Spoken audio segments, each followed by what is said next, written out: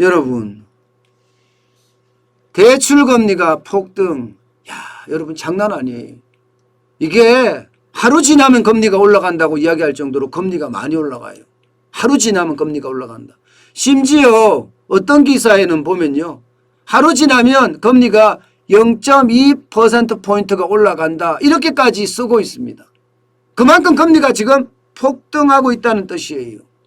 여러분, 제가 금리 5% 올라간다 한 지가 며칠 되지도 않았습니다. 그런데 지금 금리가 얼마나 올라갔는지 한번 보실래요? 주택담보대출 고정금리가 최상단이 5.38%입니다. 5.38%. 하단이 3.97%지만 최상단이 5.38%예요. 진짜 많이 올라갔죠.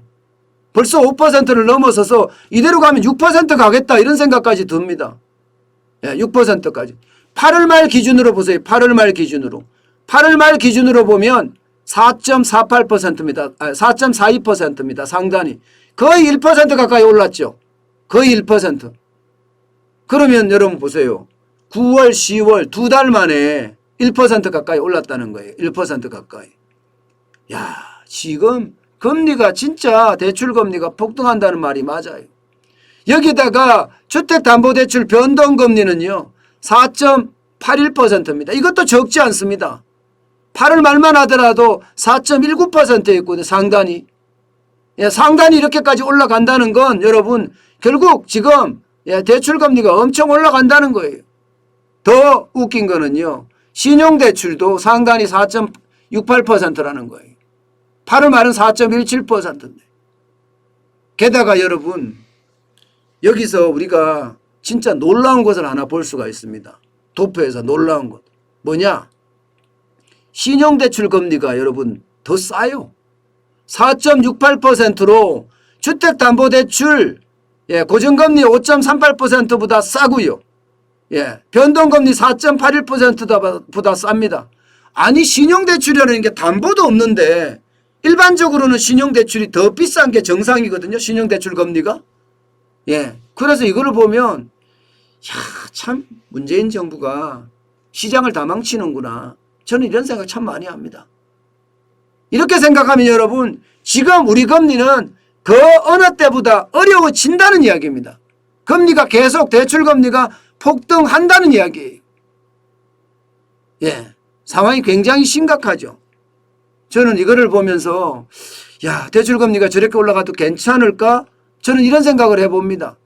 실제로 말입니다. 영끌에서 집 산 사람들 대출금리 얼마 오르는지 한번 볼까요? 일반적으로 집 살 때 뭐 3억 5천 대출을 받았다 쳐요. 주택담보대출 3억 받고요. 신용대출 5천만 원 받았다 치자고요. 주택담보대출은 30년 만기고요. 신용대출은 5년 상환입니다.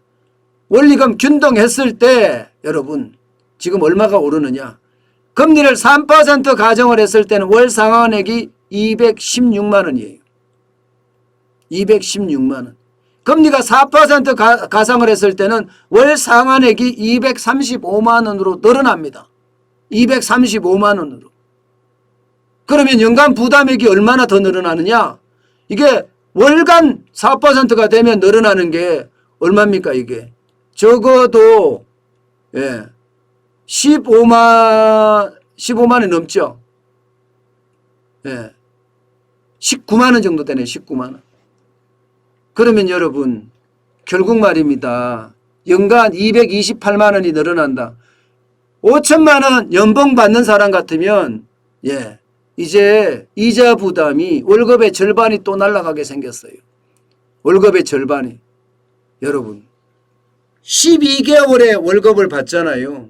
그런데 이게 11.5개월의 월급을 받는다고 생각을 하면 살림살이라는 게 1년에 2, 300만 원이 굉장히 어려워지게 되는 거예요.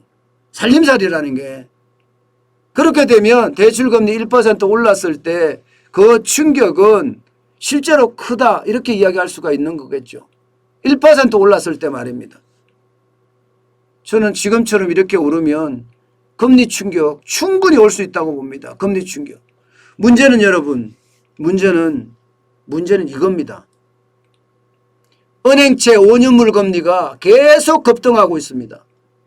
10월 25일까지만 하더라도 2.10%였는데 11월 2일에는 2.5%예요. 무려 0.4%포인트가 올라갔습니다. 이거하고 무슨 상관이냐, 그 대출하고 이렇게 생각하시겠지만 은행채라는 건요, 은행이 예금이나 적금을 받아서 대출을 해주잖아요. 근데 이 대출을 다 못 해줍니다. 그렇기 때문에 채권을 발행해서 돈을 가져왔어요. 그 돈으로 다시 대출을 더 해주거든요. 그런데 그 채권 발행금리가 높아진다는 거잖아요. 지금 발행금리가 굉장히 높아졌잖아요. 2.5%까지 높아졌잖아요. 그러면 대출금리는 그만큼 더 올라간다는 겁니다. 그러니까 곧 6%까지 오른다는 이야기까지 나와요. 6%까지. 그러면 이제 5%에서 6%까지 오르면 이게 부담이 엄청나겠죠. 엄청날 수밖에 없습니다. 가계대출이 뭐 한두 푼이야죠. 한두 푼. 가계대출이 지금 현재까지 보면, 현재까지가 아니죠. 예. 6월 말까지 기준으로 봤을 때 1805조잖아요. 1805조 6천억 원인가 그렇잖아요. 그러면 여러분 이자만 해도 지금 1% 가까이 올랐을 때 이자만 해도 12조예요. 12조. 12조 부담이 더 늘어나요. 예. 0.5%가 늘어나도 6조가 더 늘어나는데요. 그러니 연끌 대출 받은 사람들 지금 잠 오겠습니까? 대출이 하루가 다르게 이렇게 올라가는데 하루가 다르게. 그러면 나의 이자 부담은 계속해서 늘어나는데 잠이 올까요? 잠 안 옵니다. 너무너무 불안하죠. 하루하루가 어떻게 생각하면 이자 좀 그만 올라라. 그렇게 이야기할 만큼 지금 이자가 굉장히 빠르게 오르고 있다는 사실. 이것은요, 어쩌면, 연끌 투자한 분들에게는요, 충격이 될 수 있다는 것. 나아가서는 이게 금융 충격으로도 발생할 수 있다는 것. 이것은 어쩌면 또 하나의 위기 요인이 아닐까. 저는 그렇게 분석하고 있습니다.